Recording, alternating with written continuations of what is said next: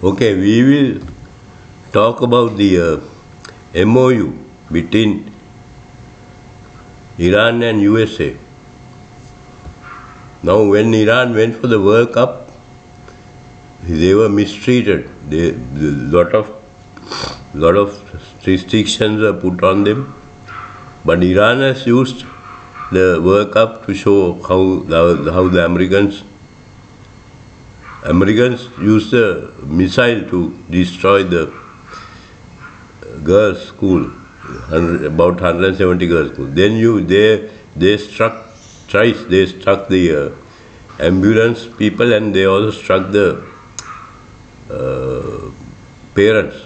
So there is a planned thing, and a certain IT company is implicated in this. That is, they are using AI company to pick up targets. Sometimes they are horribly wrong. So when Iran went to the World Cup, they had a video on this, and it has hurt Donald Trump a lot. Okay, now we'll talk about, Iran has scored maybe 1,000 goals with that video. And Donald Trump is really hurt. So he wants to restrict the movement of Iranian football team in America, and they have been moved to Mexico. So I think if you have this MOU, I don't think Iran should have done this, because it will infuriate Donald Trump, and they might get out of the MOU.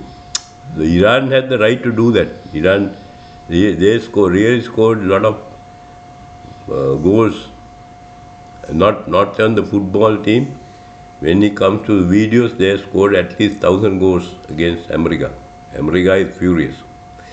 Now we'll look at the MOU. We'll look at something about this Easter bombing. Now, Easter bombing, it is this Attorney General. What is alleged about the Attorney General is he want to get extension. So he said this is a kumantrane. This is something. So then the officials have not questioned him. So if somebody says there's something hidden inside this, then you have to question the person who have made the comment. So the අපේ රටේ ඔය හිටපු නීතිපතිතුමා විශ්‍රාම යනකොට එතුමා කිව්වා මේක පිටිපස්සේ තියෙන්නේ කුමන්ත්‍රණයක් කියලා.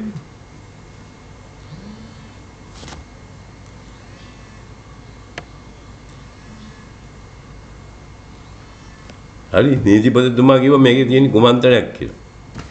එතකොට එතුමාට ඕනලා කියන හැටියට එතුමාට ඕනලා තිබ්බ තව අවුරුද්දක් ඉන්න බෑ නීතිපතිට. දැන් කවුරු හරි කියනවා මෙතන කුමන්ත්‍රණයක් තියෙනවා කියලා. ඒක ඔබතුමා ඒක එතුමාගෙන් ප්‍රශ්න කරන්න. දැන් එතුමාගෙන් ප්‍රශ්න කරලා නැහැ. ඒ නිසා මේ සලේගෙන් ප්‍රශ්න කරන්නේ නැහැ එතුමාද. Now if you talk about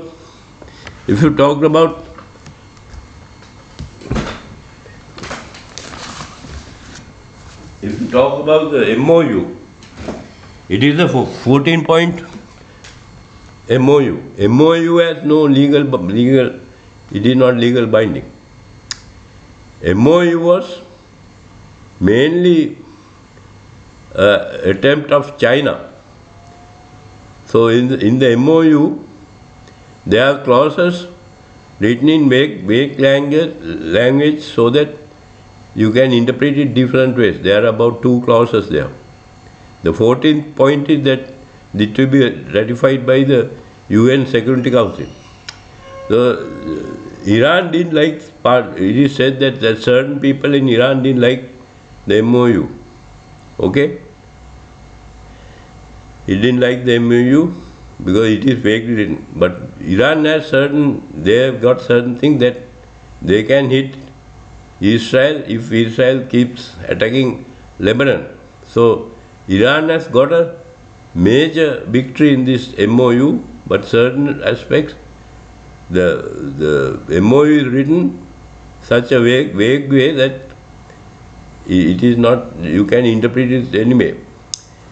Now, why they agree to this MOU? Half the Iranian delegation were against this MOU, but it is the Chinese and also the Russians who were behind the MOU. The Chinese have given missiles to Iran, and some of the technicians of these missiles are actually missiles or something to that effect. The Pakistanis are behind this because China has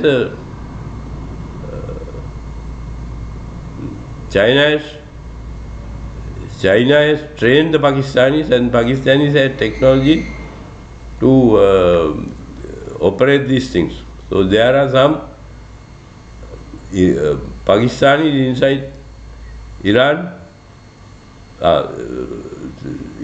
who can operate this military equipment. So this is not a victory for Iran, but it is not a defeat for Iran. It is, Iran has got certain things, they have not got certain things, but this is a victory for China. If the Chinese have won, that means the BRICS have won. That means the G7, group of 7, that is Canada, America, Britain, France, Italy and so forth, 7 countries, they are lost. So if the BRICS have won, that means Iran has won indirectly. So even within the MOU is not legally binding. So you can have, if some wording is in favor of the Americans, Iran had to compromise on that because Iran's defense thing is highly integrated with the Chinese things, and Pakistan is behind it because Pakistan has good relationship with China, long and good relationship, and military equipment things, planes like things. Pakistan has technicians, you can say engineers, or when you say technicians, some people may not like it. So that is one of the points of the MOU. So this is the MOU between China and America, not necessarily MOU between Iran and America. Now, what was Donald Trump trying to do? Donald Trump was trying to capture Venezuela. That is the oil supply, and they wanted to. So Chinese couldn't do anything because Venezuela is close to United States. So Chinese had, military-wise, Chinese couldn't do anything. They had limited option. So when it come to Iran,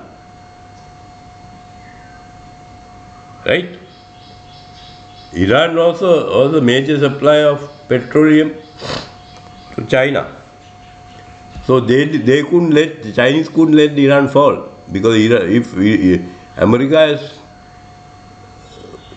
has captured Venezuela and Iran, then America would be in a better position. So Chinese have negated that, and Chinese are using the Enbridge banking system, right? Then that banking system has this electronic transfer system. It doesn't use Dollar is bypassed, right? So where is the SWIFT system? Society worldwide interbanking financial transaction, that is the SWIFT system. It uses dollars. Here, in the Chinese system, the Enbridge system, it is done between two central banks, and it uses you use electronic system to transfer the money, and that means Americans can't monitor that, right? They use the electronic ledger system, right?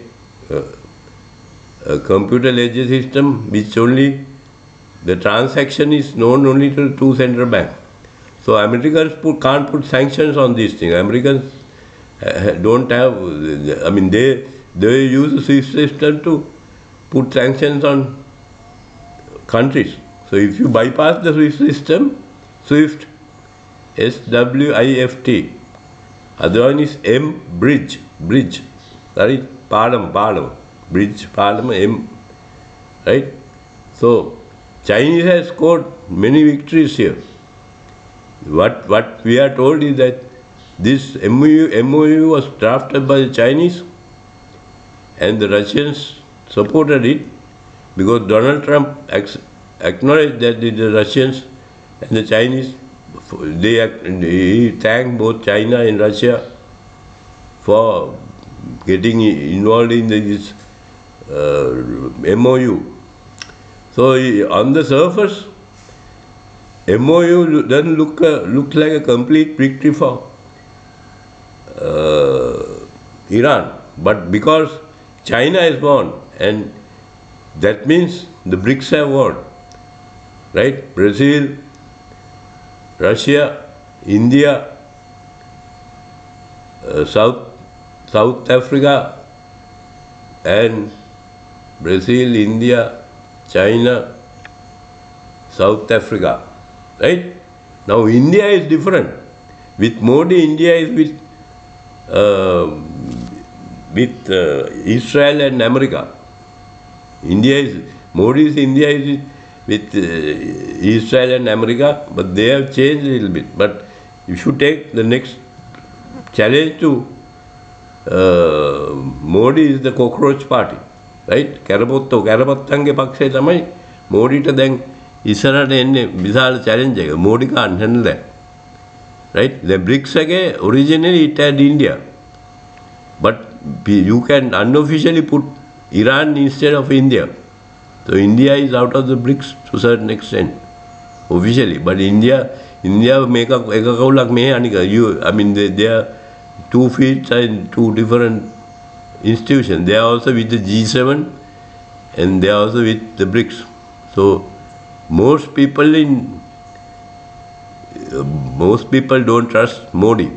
Now if you take the MOU, some of the people do not like Iran, like the MOU, because it is not 100% victory for the Iranians. But if you take a MOU, it is not sanctioned by the Senate of America, so it is not legally binding. So Chinese had scored a severe victory, and Chinese have now actively promoting the Enbridge system against the SWIFT system. Okay? When it comes to the Enbridge system, you have this blockchain technology, right? So Americans can't spy on that. Americans have to use different indirect methods to spy on it. So if you take the memorandum of understanding, it is a face-saving memorandum of understanding for America, and Chinese have deliberately made my understanding is Chinese have made deliberately they have got this memorandum of understanding so that the Americans could sign it. But then, because Chinese have won in system, the BRICS have won, that is Iran has won indirectly. So, when it comes to the strong Iranian delegation, it is mentioned that half of the delegation didn't want to sign this memorandum. But because the Chinese are there is a total military alliance between Chinese and the Iran. Iranians earlier didn't want to have strong military alliance with Russia and China. Then, if you take the 12-day war, Iranians realized the limitations of their military power. So that means they had to go more. They have to have an agreement between Iran and China and Iran and Russia. So this is ultimately when America attacked, America kidnapped Venezuelan president, and America was trying to subdue Iran. Americans were fighting against the Chinese. Chinese have turned the table. This is a big victory for China. This is not a total victory for Iran, but this is not a defeat for Iran. Iran has compromised, but they will gain if the BRICS come on top, and the SWIFT system in the American dollar is dethroned. If the American dollar is being challenged by the Chinese system, and if reserve currency is no longer America, again then whether this agreement or there are something different, you have a major realignment in the Gulf. This I mentioned earlier, Gulf states, and they are trying to get the Americans out of the Gulf states. So that means it will be a huge setback for the petrodollar. So even if you have the agreement or not, Chinese are working with the Saudi Arabians, with Turkey or Turkey, they change their name. Then UAE was with Israel, but if you take Qatar and some other countries, they are more coming towards China, right? Even Egypt was a leader in West Asia under Nasser. Then Jimmy Carter and in my opinion, Jimmy Carter and this country, the European country, right? And they destroyed the nationalism in